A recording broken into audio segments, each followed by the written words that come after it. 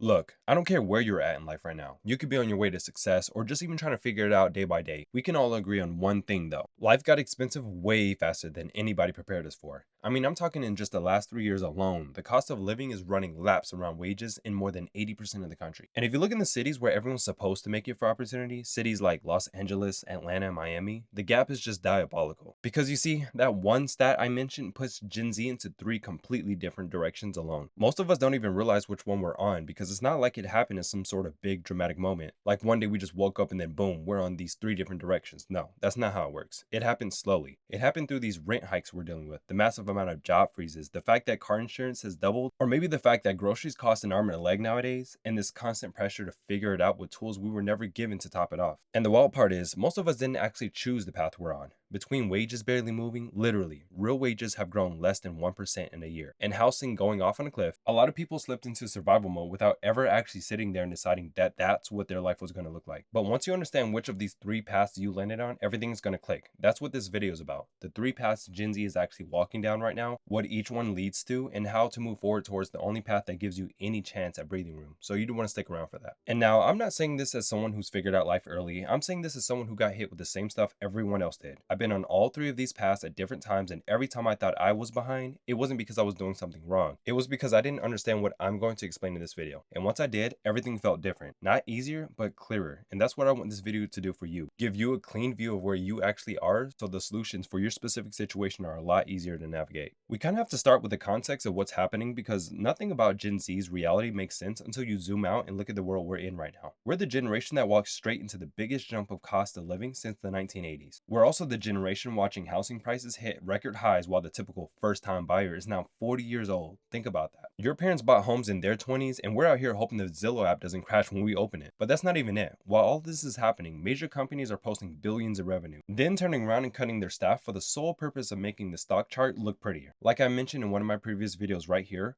Walmart's revenue goes up, but their workforce drops by tens of thousands. The same thing applies for Amazon, Meta, Google, the list goes on. So when people, specifically boomers, say Gen Z is lazy or you're not just working hard enough, it's like, bro, the problem is most certainly not the lack of effort, the problem is the math. Now, before we dive into these paths, I want to make something clear. In my most previous video, there were 3 tiers I made about where people are emotionally and financially in this weird economy. They were about how life feels when you're trying to get ahead in a system that keeps shifting underneath you. These paths are different. They're not about your emotional state. They're about the moving parts behind your life. The real force is steering your time, your energy, and the direction your future is quietly heading towards, even if you're not thinking about it. The tiers were more like a snapshot of what stage you might be in, but these paths are more like the roads the stages push you onto if you don't intervene. And honestly, I didn't even plan to connect the two, but the more I thought about this stuff and the more I looked at my own life, the more I realized that understanding these paths matter way more. Because this is the part that nobody explains. Even if two people feel the same way, even if two people are both stressed or stuck or trying, they can be walking down completely different long-term directions without even realizing it. So this breakdown isn't about labeling you. It's not meant in any judgmental way towards anyone's current path. It's about giving you the framework to understand the path you've been moving through and making sure you're not unconsciously heading towards a place you never actually wanted to end up. Once you see these paths for what they are, everything else will start to make sense. So let's get into it. Now, path number 1, the pressure zone. This is the path of life where everything feels like it's collapsing inward at the same time. It's the stage where you're not even planning 5 years ahead. You're just trying to make it through 5 days without something breaking. And there's nothing wrong for you being there. The Fed literally released data showing that about 1 in 3 American adults say they couldn't cover a $400 surprise expense without borrowing or selling something, which means most people are walking around with one flat tire away from a breakdown. When you're living inside of that reality, the last thing your brain is going to focus on is the future. The problems are more upfront. The tricky part about this path is that it steals your capacity. Your energy goes towards putting out fires in front of you, not building anything that will stop the fires from happening in the first place. This is going to make you start choosing relief instead of progress. And again, not because you're lazy, but because relief is the only thing right now that feels possible. I remember being in this stage myself. I would scoff at the idea of getting ahead. If I reflect on what I was doing, every action I was taking that wasn't putting out fires was relieving myself of doing so. And it's honestly a dangerous slope for many out there because if not checked, it can lead to some serious dependencies on certain things, if you know what I mean. I've seen it happen. So how do you actually get out of this phase? It's not some dramatic I changed my life in 30 days story. This path requires something way simpler. You have to create a little bit of breathing room. You don't need a whole life overhaul, just enough open space in your mind or your time so your brain stops operating in panic mode 24/7. So for some people that looks like stabilizing income with a predictable schedule. For others, it means cutting one major expense out that's been quietly bleeding them out or renegotiating bills. For others, and this one is most important in my opinion,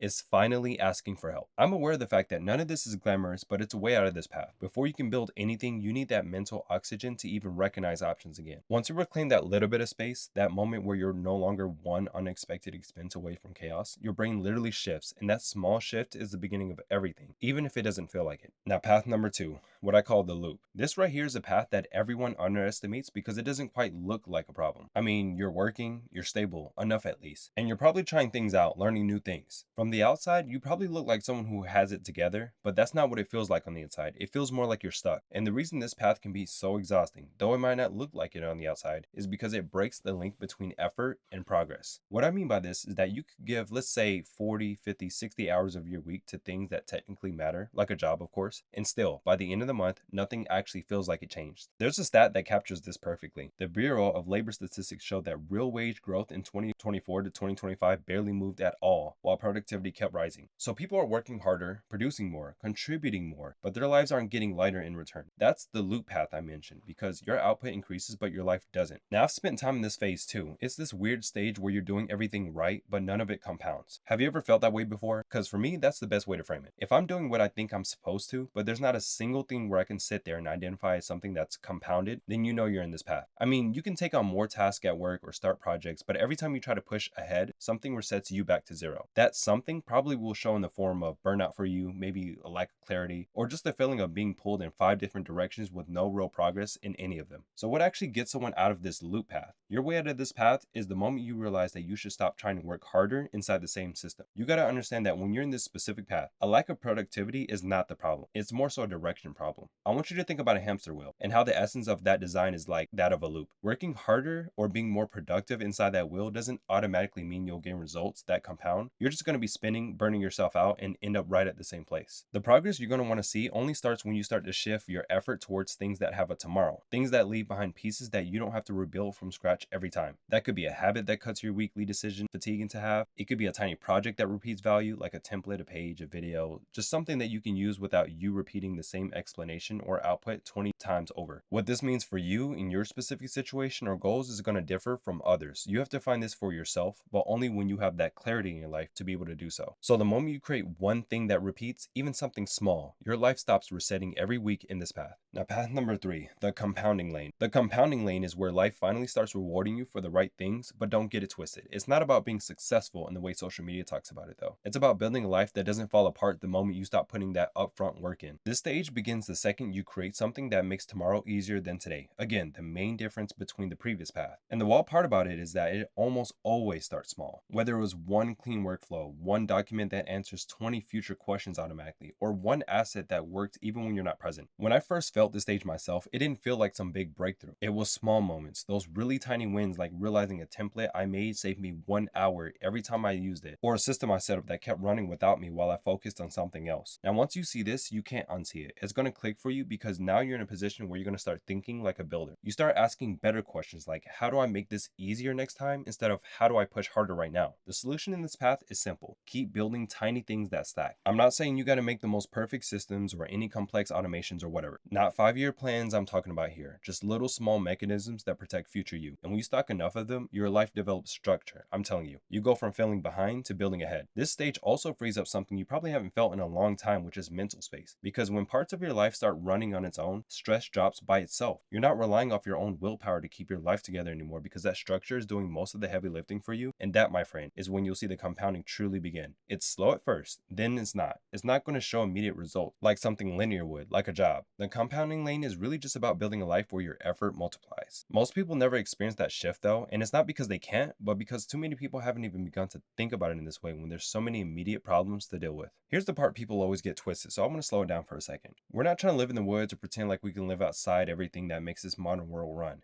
If that's your goal, then more power to you, really. But that's not the goal here. What we're really trying to do is set up your life so the system can't chew you up and spit you out whenever it feels like it. You're building enough stability and leverage so one bad week, which is bound to happen, one bad boss, or one unexpected bill doesn't send your entire life into shambles. That's what Path 3 really actually points towards. It isn't some aesthetic, and it's not the fake version of entrepreneurship where you buy a planner and call yourself a CEO. It's not that loud, be your own boss energy either. It's more grounded than that. It's about having enough control over your own time, that your direction isn't determined by your paycheck, and that you don't have to feel like you're drowning from the moment you wake up. What we want over here is the kind of control where you can actually choose your next move instead of always reacting to whatever hits you. And the wild part is, once you even get a little bit of that control back, everything else starts shifting with it. Mark my words. I mean, everything from your confidence, your energy, to the way you make decisions, to the way you handle money, even the way you think about your future. It all lines up differently when you're not constantly bracing for impact. That's the real point of Path 3. Again, not escape, not hustle culture, just getting your footing back into this world whose design has worked for other generations. One of the goals for this channel is to reinforce to you that if you feel behind right now, you're not weak for it, and you're definitely not losing. What you're feeling is a reaction to a world that's different now